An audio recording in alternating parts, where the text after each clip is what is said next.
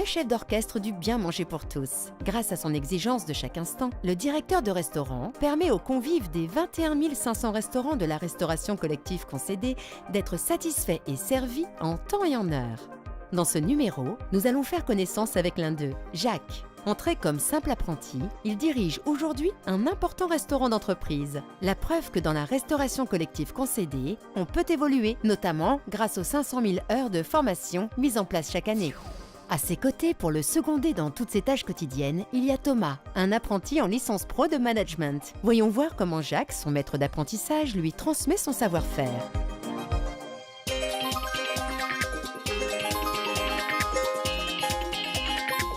Bon, on dirait que tout se met en place avant le coup de feu sous la baguette de Jacques et son équipe.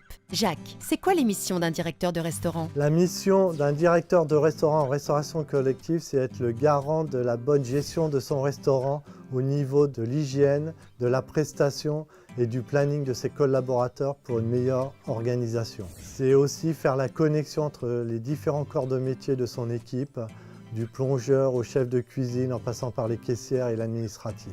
Actuellement, je gère 15 personnes sur ce site. Mais les équipes de Jacques doivent subvenir à l'appétit et au bien manger de nombreux convives, avec quelques particularités, n'est-ce pas?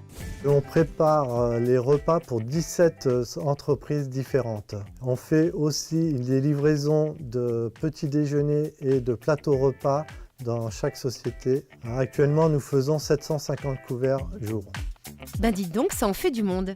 Pour ça, il faut être efficace. C'est quoi le secret? Tous les jours, je participe à la production, à la mise en place pour avoir une bonne cohésion et comprendre toutes les problématiques de chaque corporation. Si on retournait voir Thomas, l'autre membre de ce duo de choc est toujours sur le qui-vive. Thomas, pourquoi la restauration collective? Alors, ce qui me plaît dans ce métier, c'est déjà qu'on ne reste pas tout le temps assis derrière un bureau. On est très actif, on va aider à droite à gauche, on découvre de nouveaux postes. Le côté relationnel aussi, on découvre des personnes qui viennent de différents horizons. Et puis en même temps, il y a un équilibre entre la réflexion et la pratique. Et il est comment, Jacques, en tant que tuteur? Ce que j'apprends de Jacques, mon tuteur, c'est qu'il est très souvent à l'écoute, tout le temps à l'écoute. Il n'hésite pas à expliquer, réexpliquer. Ce que j'aime aussi, c'est que Jacques me laisse beaucoup d'autonomie sur pas mal de tâches. Il y a encore des tâches où je ne peux pas être autonome et ça va venir. Une formation en alternance et un tutorat qui ont l'air très efficaces si on en croit le jeune homme. J'ai choisi l'alternance parce que déjà ça me permet de lier théorique et pratique. Et en même temps, je voulais connaître un peu le monde du travail un peu plus approfondi. Ça me fait toujours un bien pour mon CV et puis ça me permet aussi de gagner un peu d'argent. Motivation et formation, deux mots-clés pour évoluer dans la restauration collective concédée.